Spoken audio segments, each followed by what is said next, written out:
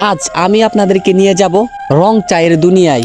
মাত্র 30 টাকা গাড়ি ভাড়া দিয়ে ময়মনসিংহ থেকে চলে গেছিলাম গৌরীপুর এক কাপ লাল চা খাওয়ার জন্য। শখের তোলা নাকি 80 টাকা, এটাই বাস্তব। Hi, I am Raihan. আজকে লারা দেব চিনি ছাড়া।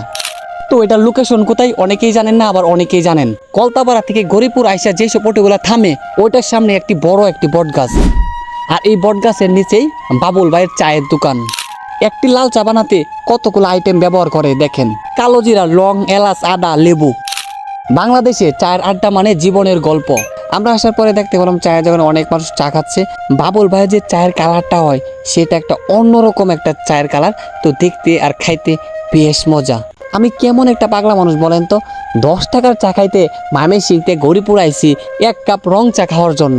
ময়মনসিংহের মাঝে একমাত্র চায়ের দোকান পাইলাম যে রং চার সাথে একসাথে অনেক কিছুই আমাদেরকে দেওয়া হয়। তো বট গাছের মধ্যে ঝুলানো ছিল বাবুল ভাইয়ের একটি ছবি। সেই ছবিতে লেখা ছিল জীবন সংগ্রাম একজন বাবুল ও বট বৃক্ষ। শুনেছি একজন চা প্রেমী বাবুল ভাইকে এই ছবিটি উপহার দিছে। তো আমি 2টা লাল চা অর্ডার করছি, দেখেন কিভাবে বানাচ্ছে। আপনারা অনেকেই বলতে পারেন চার মধ্যে এমন কি আছে যে এমন ভাবে রিভিউ করতেছেন। আমরা অনেক দোকানে দুধ চা, লাল চা খাইছি, সবার চা কি আপনার কাছে ভালো লাগে?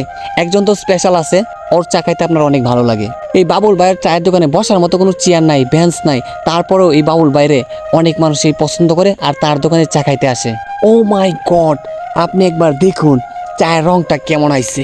যদি কোনোদিন গৌরীপুর আসেন তাহলে এই বাবুল ভাইয়ের চায়ের দোকানে এক কাপ লাল চা খাওয়া যাবেন। তো আপনাদের কাছে লাল চা নাকি দুধ চা সবচেয়ে প্রিয় সেটা কমেন্ট করে জানা যাবেন। তো আজকের ভিডিওটা এই পর্যন্তই। আল্লাহ হাফেজ।